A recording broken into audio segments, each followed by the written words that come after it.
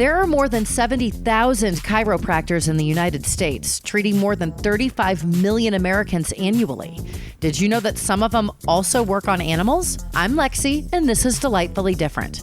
My next guest is a chiropractor, and she actually has more animal clients than human clients and has even given adjustments to a rabbit. Hello, my name is Dr. Jasmin, and I am a human and animal chiropractor. Now, I met you because you worked on one of my horses and gave one of them an adjustment, and I have been referring to you as a horse chiropractor. I didn't realize that you did so many other animals at first. Now, I know you do humans as well. Do you have to be a human chiropractor before you become an animal chiropractor? Yes. So it really depends on your state that you're practicing in, as far as what you can call yourself, how you can advertise, if you can advertise, that kind of stuff. But in order to actually call yourself a chiropractor at all, especially for animals, you either have to be a human chiropractor or you have to be a veterinarian. And once you meet one of those two requirements, then you can continue on through a program that's accredited for animal chiropractic. There's a number of colleges in the US and actually overseas as well now that are specific to animal chiropractic, but you do have to have either a DC, which is a human chiropractor, doctor of chiropractic, or DVM, doctor of veterinary medicine, after your name, or you have to be close to completing those two programs in order to continue on through an animal chiropractic college program to get certified. So, and you obviously have that because you are Dr. Jasmin. Yep. So I'm a human chiropractor by trade. And then when I was finishing up my 4 years of graduate school, I was able to start my program for animal chiropractic. And then I actually graduated both programs within a week of each other. Oh, wow. Okay. How long did it take from beginning to end as far as schooling goes? How long did it take you to finish all your schooling? So for me, it was about 8.5 years. So it's the same as like any other doctorate level degree. You have to have 4 years of undergrad, 4 years of graduate. And then once you get through that, or mostly through it, the animal program is about 5 weeks long. I spaced it out over a 5-month period just because that's what worked for me in the season of life that I was in. Right. If you don't, I mean, it also depends. Like I know people that have gotten through it in 6 years time instead, but it depends on like what school you go to. So like if I would have started and finished at the same school that I went to chiropractic school, then I probably could have gotten done in 6 years, but they went year round. So it just shaved off a little bit more time. Okay. So you can get through it faster. I'm not sure anyone who actually did it that way actually had a life, or what their mental health was like going through school. I chose to just take my time a little bit. So, okay. All right. So kind of go through, like, let's talk about the horses first. What exactly do you do to the horse? I know I watched you do it, but this is not a horse podcast. It's for anybody who has a unique career. So can you kind of explain exactly what you do to the horse as a chiropractor? Sure. So really, I am checking every joint for its normal range of motion. And so, I mean, as you're going through school, like that's usually what you're studying is what's normal, right? So that way you're really good at knowing normal so that you know when something is abnormal. So in my analysis, I'm checking every joint for, because of course as well, like I can't do a leg check the way I can on humans, right? And I can't ask them like, where does it hurt? Although I could probably guess, depending on what the owner tells me that their horse is struggling with. So with the animals, we do kind of need to just check everything. And so I'm checking every joint for its normal range of motion. And when I find that there's an area of restriction, then that's where I determine, okay, yep, this area needs an adjustment. And then through my training, I know how to adjust that joint because there's a number of different ways, depending on the joint, that you can adjust it.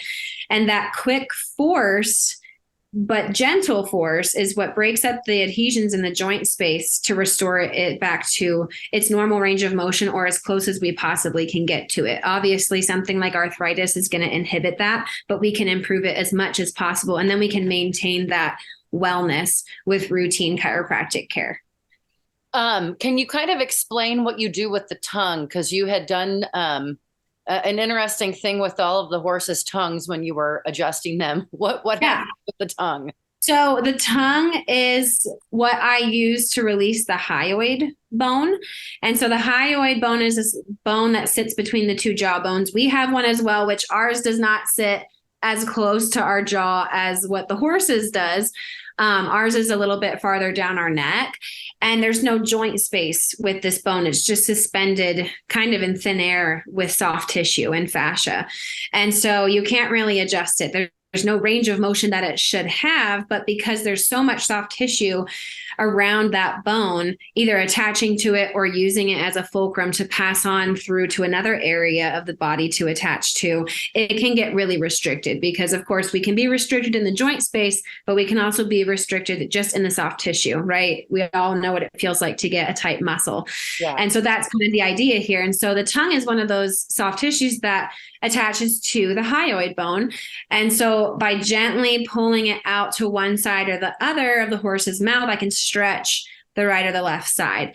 And so you're getting a release up in the jaw and the pole area, but there's also fascia from their pelvis that runs under the belly up through the bottom of the neck and attaches to that bone as well. Wow.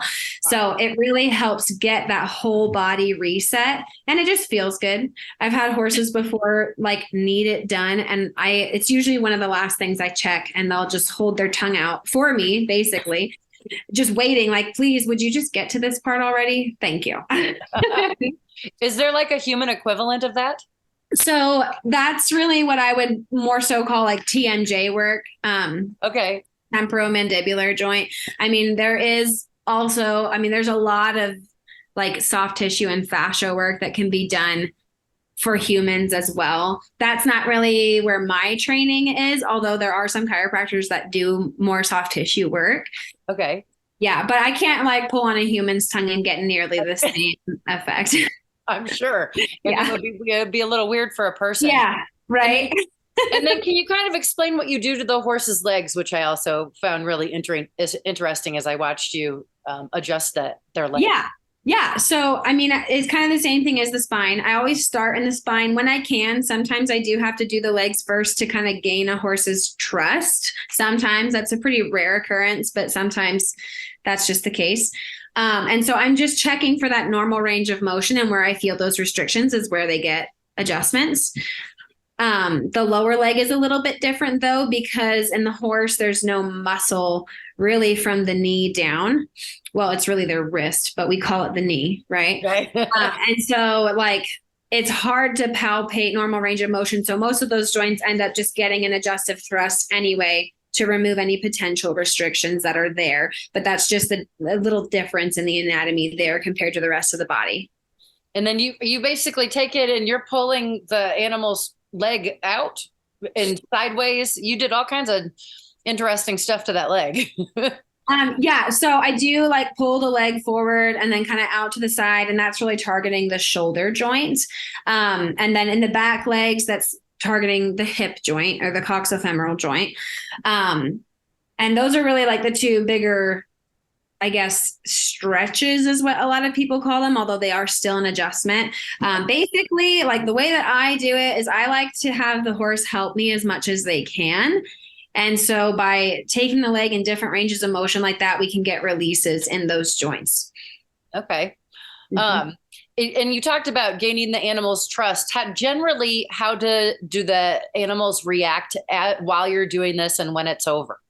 So I would say like about 85% of them are like, oh yeah, this is great. Like right from the get-go, they've either had it before or they're just really chill and thankful for the body work. You know, they just love it. The other percent of horses are a little bit more, you know, not okay with it.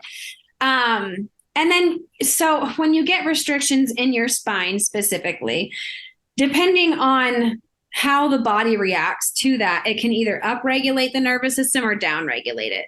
And so think of like downregulation is going to be like a zombie horse, right? Like, okay. But they seem bomb-proof, but they're really not. They're just so shut down that they just don't know how to express themselves, which is not a good end of the spectrum to be on either.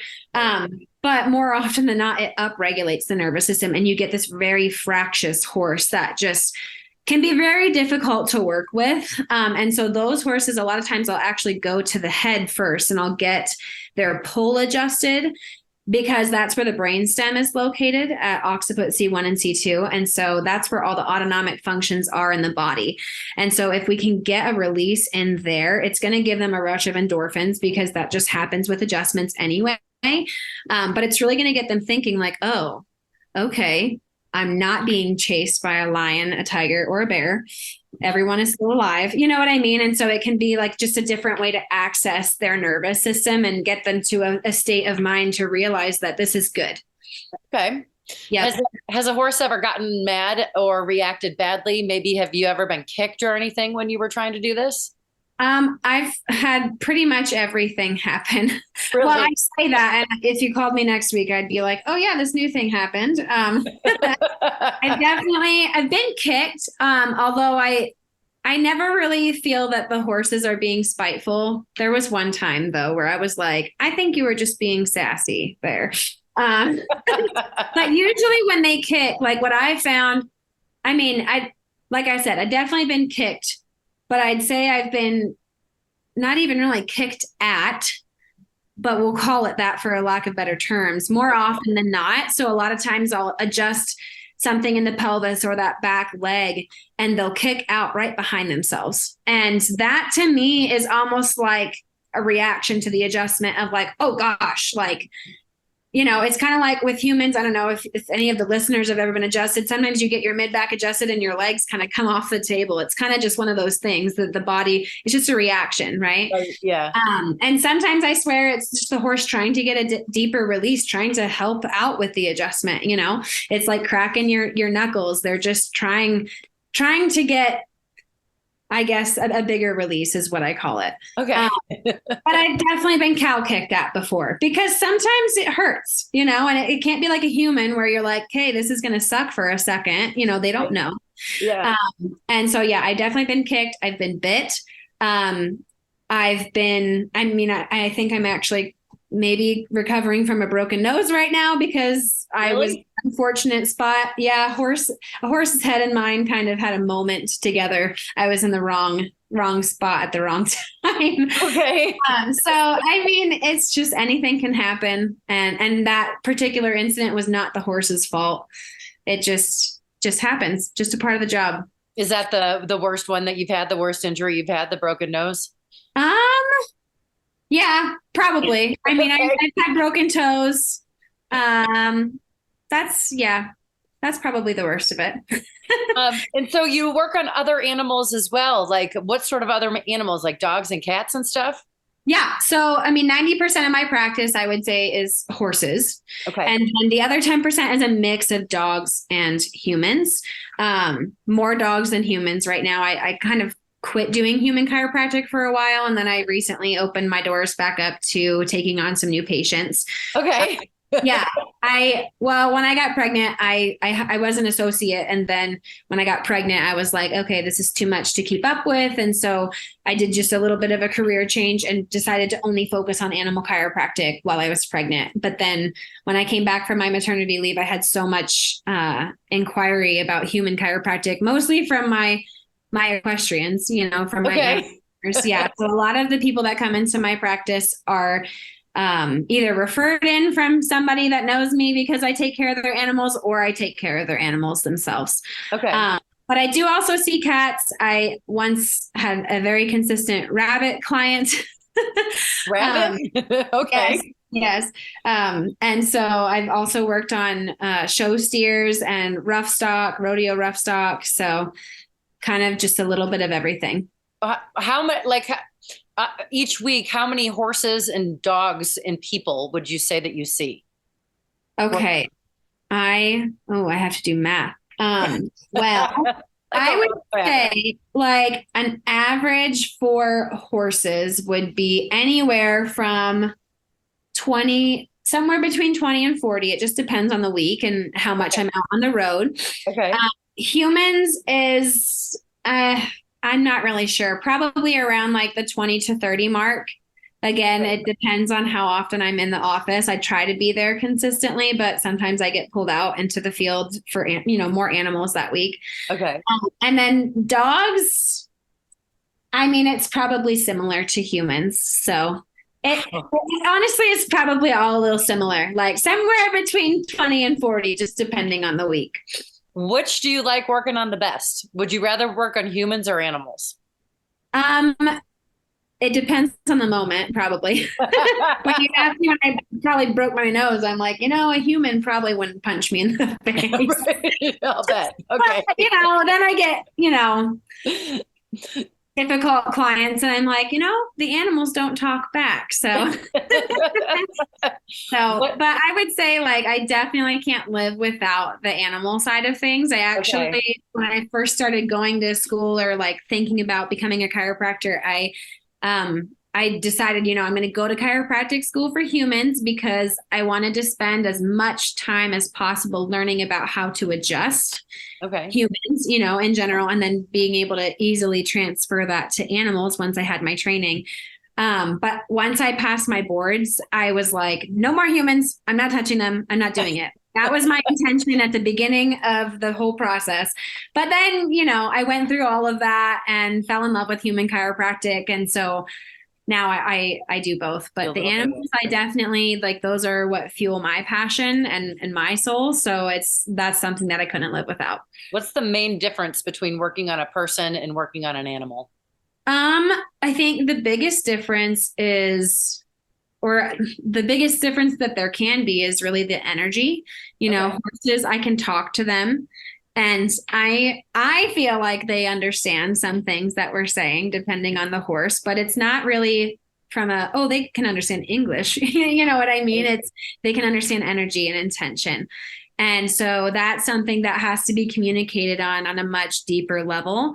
And there's a difference in which you have to show up for that, And so like for me, I like to have days where I'm working on horses either for the whole day or for this set number of hours because I have to show up differently for those patients than I do dogs, than I do humans or cats. You know what I mean? Right. Yeah. And so I think that's the biggest difference. And that's what I love about it too, because there's absolutely no placebo effect with horses. They're not going to like pop a little sugar pill and be like, I feel great, and humans, there is the placebo effect. And so not to say, like, I'm not saying that there's placebo with chiropractic. I know that it works. I've seen it work miracles. I've seen it save lives in the human realm. But I've seen it also just as effective with animals, but there's no words that can be said with that. And that's what I enjoy about it. That's what keeps me on my toes. That's what makes me dig deeper and serve better because I had to show up in a completely different way. Today, I'm talking with animal chiropractor Dr. Jasmin, who works on horses, dogs, humans, and even chickens. And I read on your website that you can adjust chickens. Yes, I have only ever worked on my own chickens, but I can do it. How does that work? How does that work? I just once had a chicken that was having a crop issue and she just kept adjusting her crop over and over again. And she was very young, like 6 months, maybe. Okay. And so I was like, well, you know what? I'm just going to adjust her and see what happens. And I was doing some, Dr. Google stuff. I'm not a chicken doctor. And so it was like, oh, it could be this, this, and this. And it was all things that just didn't really line up and make any sense for her. And so I just adjusted her and then the problem went away. And I was like, oh, that's interesting. But it's funny because I actually have many of my colleagues that work on a lot of chickens. Really? That many people are bringing their chickens in for that? Well, I think it's like, oh, they're already out there for the horses. And this one's kind of funny, would you just check it real quick? Yeah. They seem so delicate. I feel like it's got to be a different process for an animal like that. Yeah. So it's very much, I would say very similar to like pediatric chiropractic care. Okay. Which is very different from adult chiropractic care. there's not as much force that is needed for a nervous system that small and that young. Okay. And so with pediatric chiropractic, you're really just using about the pressure that you would use to check the ripeness of an avocado or another fruit, for the most part. And then once they get to a certain age, they can certainly handle more. For that particular chicken, that's what I used, was about that same pressure that you would use to check fruit. Okay. All right. Yep. After you adjust an animal, like specifically a horse or even some of the other ones, like how does the animal feel, and what sort of indications do they give you that they're feeling better? So for horses, a lot of times, like something that's encouraging is that they lick and chew, although that's not like definitive. I don't base my entire process off of that, because there are some horses that are very shy. More often red mares are like, no, I'm not going to tell you that I like this. Okay. And so it's funny because I'll get through the whole thing and they're just like, nope. I like, that's nice, thanks. But like, they're not giving you a whole lot of signs. Okay. But then as I watch them walk away, they're licking and chewing and processing, blinking a lot of times in horses is also a sign of like release of tension and processing, and nervous system like down regulating and getting to a more parasympathetic rest and digest state. Okay. And Yep. do the animals need like a rest after they're done? Is this something that's kind of physically tiring for them, or can you like ride the horse afterwards? So it just really depends on the patient. It depends on what they came in with, what they're struggling with. The general rule of thumb is to have 24 hours off. Okay. And I am recommending that to a lot of my clients that are, or a lot of my patients that are more like pasture pets that are having issues, or like senior pets. A lot of times my senior patients will be sore or feel very different for a longer period of time, maybe even up to a week or a week and a half. Horses, usually if they're going to feel different, it's for 2 or 3 days. And that's when like they're coming in and they're having a very big issue that maybe the vet hasn't been able to help with. They haven't popped up lame on a flexion test, but they're still just not quite right. You know what I mean? Right. Yeah. That being said, like I go to the futurities and I adjust at the futurities at the shows, and I've never had an issue, knock on, wood. They can certainly feel different, but it definitely helps them just feel better and perform better. So the general rule of thumb is 24 hours, sometimes more time off, which I won't know until I work on the animal and I can see just how uncomfortable they are with different things. But I tell people, light riding, especially if you're encouraging your horse to be in a proper posture, which is a whole other topic, that can actually help them integrate the adjustment. Like if you have the chance to give them some time off, great. But like for my personal horses, I do a light exercise the same day as an adjustment, usually after an adjustment, because that's when I have the time. Okay. All right. But I think it helps them integrate the adjustment, especially if we're like doing things like long and low and encouraging them to collect properly and not in a rigid kind of way. Okay. Does that make sense? Yeah, absolutely. How can someone tell if their horse or maybe like their dog needs an adjustment? So my biggest piece of advice is if you don't know if they need an adjustment, you should take them to a chiropractor now. Don't wait until you're having a really big problem before you take them in. This is much more effective at preventing problems than it is at fixing them, although it is very good at fixing issues too. I have dogs come in that are paralyzed in the hind end or even all 4 legs, and then through chiropractic care, they're able to regain, 80 to 90% function and live a happy, healthy life now. But if they would have just come in 2 years ago, then this may have never happened. And it's the same thing with the horses too, and horses, a lot of times they can be very stoic, and especially if they love their job, whatever their job is. And so they're not going to always tell their owner if they're in pain or if they're having a compensation for some reason. Right. Right. So that's my biggest thing, is to bring them in before you even notice something is wrong. Now, if you're noticing things, that's not bad. There's definitely a reason, to bring them in. And things like that with the horses would be they're short strided, they're not lame, but they're not quite right. And that's more of a thing that you feel as the rider. You know what I mean? Like where the vet's not going to find something because they're not outwardly lame, but the rider's just like, oh, I feel like they're stubby in the hind end and they're not reaching up through, or they don't pick up this lead the way that they pick up the other lead, or maybe they're cross-firing, bucking, bolting, rearing, all of those things, all of the bad, quote unquote behaviors are signs that something's going on with your horse. Dogs are a little different. Maybe they get a little bit snappy at other dogs when they're normally really nice and friendly, or even kids or other family members if they're normally fine, but all of a sudden, the kid was touching them somewhere and they kind of snarl. Obviously, That means something's going on. Dogs, I mean, it's kind of the same thing. Any gait issues that they might be having that you might notice could be an indication that something's going on, that they're compensating. What sort of equipment do you use? My hands for the most part. So I do have a block I stand on, and that's just really, a lot of people are like, I'm only 5'2" on a good day. And so, a lot of people, I get sized up a lot, especially with new clients. But really you just have to be able to get yourself in the right spot. And then it's the speed of the adjustment that makes it an effective adjustment, not the mass. Although that is a part of that math equation, it's a small component of it. And so I do have a block that I stand on so I can get tall enough, especially when I'm working like on the thoracic, lumbar spine, and the pelvis of the horse. Or if I'm working on a warm blood, I pretty much need it for almost their whole body. And then other than that, I mean, that's pretty much it. There are other instruments that you can use, like an activator, or a lot of people call that the clicker. If you've been to a chiropractor, you'll know what it is. And that can be effective. I don't use one. I just use my hands.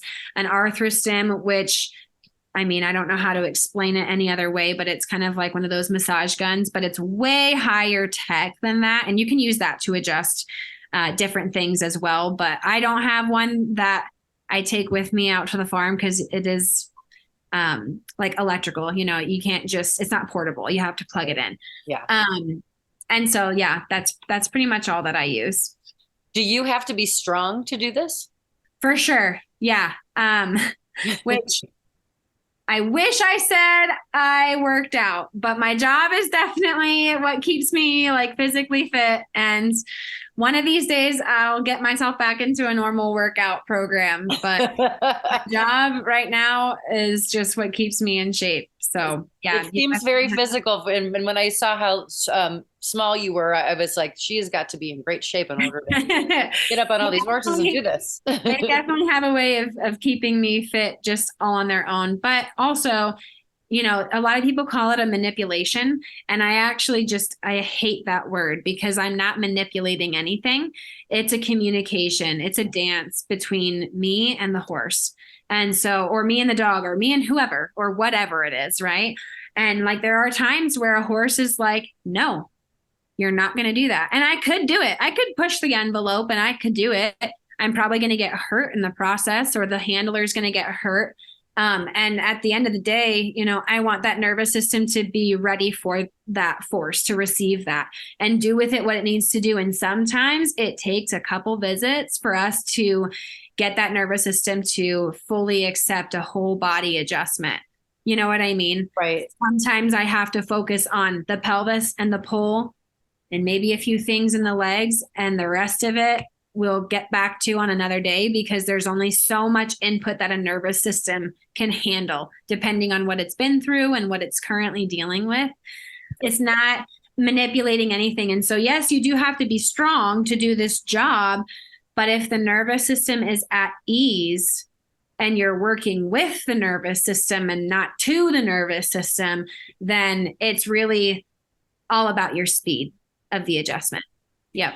And this really isn't a one and done process. This is something that that will happen over several sessions? Like how often do animals need to have this done? So it just depends on the horse or the dog or even the human. It depends on what they're used for. Conformation definitely plays a role. If they have poor conformation, it's going to make them more prone to using themselves incorrectly and compensating for different things. And, that kind of a horse may need more routine care than a horse with good conformation. How they were trained has a lot to do with it as well. So as a general rule of thumb, if they're a performance animal of any kind, I like to see them every 8 weeks. Okay. Humans are completely different. This is just for animals. Humans usually need more care, honestly, because we're not exactly easy on ourselves. And we have a lot of psychological stress that can make us restricted in different areas of our body. But for the animals, I like just every 8 weeks is really good for most patients, especially in the competition season. Occasionally I'll get one that just demands 8 weeks, like every 6 or 8 weeks, no matter what. Doesn't matter what their workload is. That's what they want. That's what they function best on.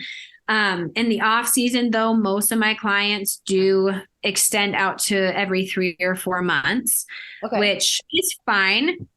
For my personal horses, if it's an off season for them, I'll go every 6 or 8 weeks, but I try to keep them on once a month, no matter what.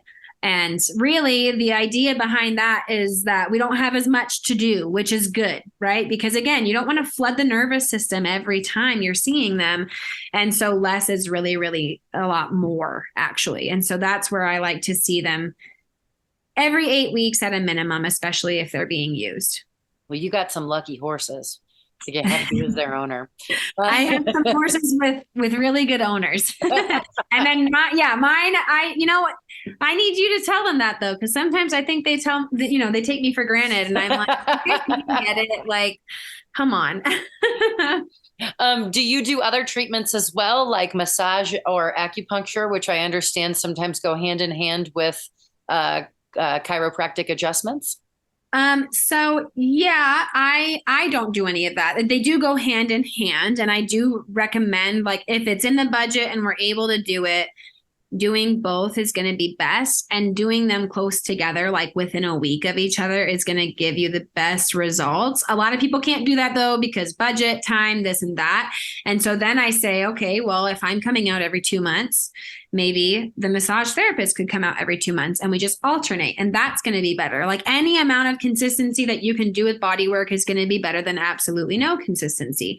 Okay. As far as acupuncture goes, you do have to be a licensed veterinarian in order to do that in the States. So you can do acupressure, which is different, where you're using some of those acupuncture points, but I am not allowed to even take the course for that in the States. Really? Yeah. Yep. So you'll only ever see veterinarians performing acupuncture. Okay. And that's really because of the contraindications for it. So of course, they are much more well-versed with the animal's physiology and all their different bodily systems. And there are times where you shouldn't use acupuncture because it could make something worse. Okay. Which, do I wish I could do it? Maybe, but I really like to focus on just chiropractic because it's really, really an amazing modality to use by itself. Right. And I've seen some incredible results with just chiropractic. Not saying you should only use chiropractic, but I like to just be really good at what I do and not be a jack of all trades and a master of none. And so that's why I refer out to a lot of massage therapists, licensed massage therapists. If you know me, I'm only going to refer out to people who are legit.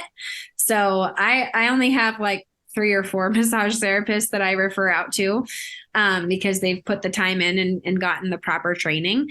I used to try to do kinesiology taping and I had a hypervolt. And so I would work on some soft tissue stuff, but really I see it works so much better when somebody else that only works with the muscles and tendons and ligaments, when they do their thing and then I do my thing, it works better than if I try to do all this stuff. I think a lot of people don't know what the difference is between a chiropractic adjustment and a massage. What is the main difference between the two? So it's just the system that we're working with. So I'm working with the nervous system. Okay. And that, I mean, arguably I'm working with every system then, right? Because the nervous system controls everything in the body. That's where it all starts. And so am I going to have an impact on a tight muscle? Yeah, absolutely. But as far as like soft tissue adhesions go, I'm not working with that. That's what the massage therapist is working on. Okay. And not just with the muscle, but the fascia, the lymphatic system. Massage therapists can work with all that kind of stuff. And they can definitely have a positive impact on an area that is fixated, but like you're not going to massage an adjustment into a horse or a dog. Like that is only going to be resolved with a chiropractic adjustment, with a specific gentle force that's going to release that tension and adhesion in the joint space. Does that answer your question? Absolutely. Yes. How much does it cost to get an adjustment on an animal or a person? It just kind of depends on like the office that you go to. I mean, so for human chiropractic, you can go to the joint for $25 and you can, quote unquote, get a pop, which I hate because it's so much more than just getting cracked, right? The crack has nothing to do with it actually. But quality, right? Like there are some really incredible chiropractors that work at the joint, but most of them are not that fantastic. And it's really just, it's not that they're not good adjusters. It's just not going to be care that is like tailored to what you need, right? So for me, my initials are 90, my follow-ups are 50 for human chiropractic. Horses, it's kind of a wide range. A lot of times, depending on how long they've been. I mean, of course, that's true with any profession. The longer you do it, usually the more expensive your prices are. Right. But a lot of times, like veterinarians charge a little bit more, but sometimes it's because they're including other things in that visit, like acupuncture or shockwave or just different modalities, right? So there's sometimes different reasons for that. For me, my pricing is a little confusing, but the average is $100 per horse. Sometimes it can be up to 180 if I'm doing like a 1 horse barn visit or a 2 horse barn visit. And the more we get in one spot, then you do get the bulk discount of 100 per horse. So that's the average price. Dogs are 60. I do charge an initial fee for them because I do take a little bit longer with them that first visit. Okay. Especially like if they're, an agility dog or a performance dog of some sort, there's usually a little bit more history taking with the canines for some reason compared to horses. So dogs are 90, follow-ups are 60. Okay. So that's the like rough range that most people are charging. Although I do know people that charge like $150 per horse, no matter what, or $200. I know there's a guy up in Idaho that comes down and he charges $250 an animal, which is, I think that's kind of a lot, but I try to stay affordable as much as I can. All right. Well, we've got less than a minute left. So I want to make sure that I get your website in there, thewanderingchiro.com. And then you're also on Facebook and Instagram. On Facebook, it's the.wandering.chiro. And on Instagram, it's the.wandering chiropractor. And I appreciate you taking the time to talk to me today. I learned a whole lot about some things I did not know about. Well, I am just so honored to be featured on your podcast. So thank you so much. You can find links to Dr. Jasmin, along with video I took of her giving my horse an adjustment, on my socials. Just search for Delightfully Different Podcast. And thanks for joining me this week on Delightfully Different. If you or someone you know lives life differently, I'd love an interview. Email me, lexi@gmail.com. That's LEXI @gmail.com, or go to delightfullydifferentpodcast.com and have a delightful week.